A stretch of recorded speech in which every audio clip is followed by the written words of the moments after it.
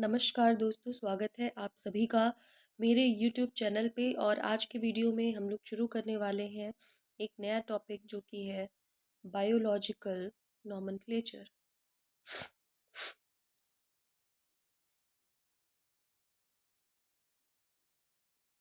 ठीक है, तो बायोलॉजिकल नॉमेनक्लेचर ये क्या होता है?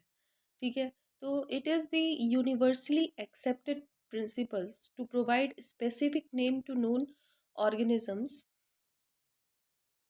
ठीक है, अब इसमें क्या किया जाता है, जैसे नॉमेनक्लेचर है तो ये इसको यूनिवर्सली एक्सेप्ट कर लिया जाता है कि कोई भी ऑर्गेनिज्म है तो उसका स्पेसिफिक नेम क्या होगा।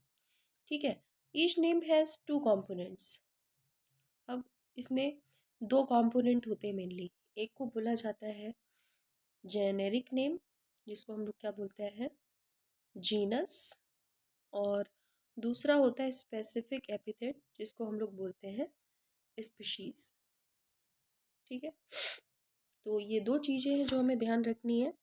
इसमें दो चीज़ें चलती हैं, एक होता है जीनस और दूसरा होता है स्पीशीज। ठीक, अब इसमें इसको दिया किसने था, है ना? तो इसको दिया था सबसे पहले कैरोलस लिनियस ने। ठीक है, ये हमें ध्यान रखना है कि जो कैरोलस लिनियस साइंटिस्ट थे, इन्होंने सबसे पहले दिया था बायोलॉजिकल नॉमेनक्लेचर। ठीक है, अब हम थोड़ा सा समझ लेते हैं एक एग्जांपल से भी कि बायोलॉजिकल नॉमेनक्लेचर क्या होता है। ठीक, तो सबसे पहले हम लोग मैंगो का एग्जांपल ले लेते हैं। हमें पता है कि जो मैंगो है उसका साइंटिफिक नेम क्या होता है, मैंजीफेरा इंडिका। क्या होता है? Mangifera, Mangifera indica. ठीक, तो इसमें जीनस और स्पीशीज अगर पूछा जाए कि क्या जीनस होता है और क्या स्पीशीज होता है, तो ये जो मैंजीफेरा होता है ये होता है जीनस, और ये जो इंडिका है ये क्या है, स्पीशीज है। इसी तरीके से ह्यूमन बींग्स, हम लोगों का भी हम लोग एग्जांपल देख लेते हैं कि हमारा जो साइंटिफिक नेम है वो क्या होता है, होमो सेपियंस। ठीक, होमो सेपियंस हमारा साइंटिफिक नेम होता है। तो यहाँ पर होमो क्या होता है, जीनस, और सेपियंस क्या होता है, स्पीशीज।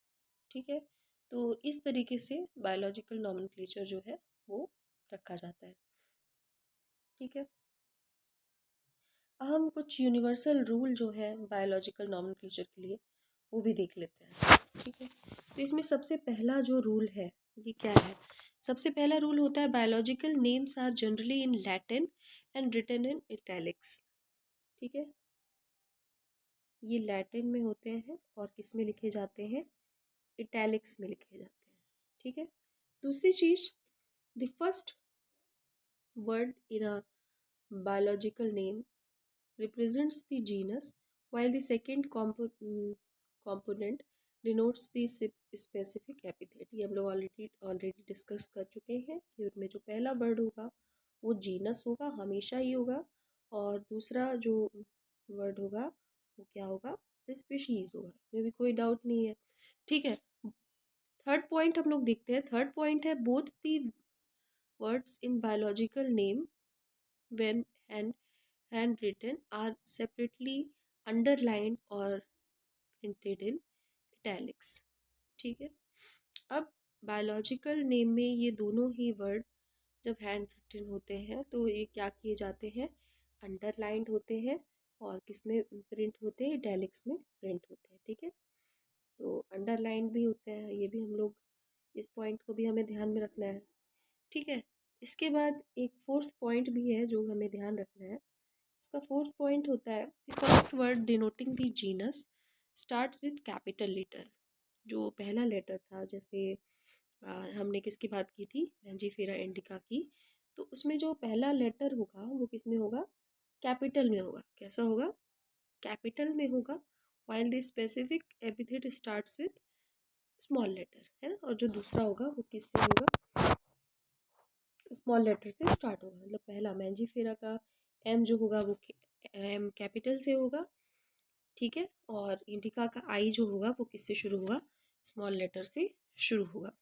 ठीक है, तो ये सारी इन्फॉर्मेशन हो गई किसके बारे में, बायोलॉजिकल नॉमेनक्लेचर के बारे में। ठीक है, तो ठीक है दोस्तों, अगर आप सभी को मेरा ये वीडियो पसंद आया हो तो प्लीज़ इसे लाइक, सब्सक्राइब, शेयर करना ना भूलें। Thank you, keep watching.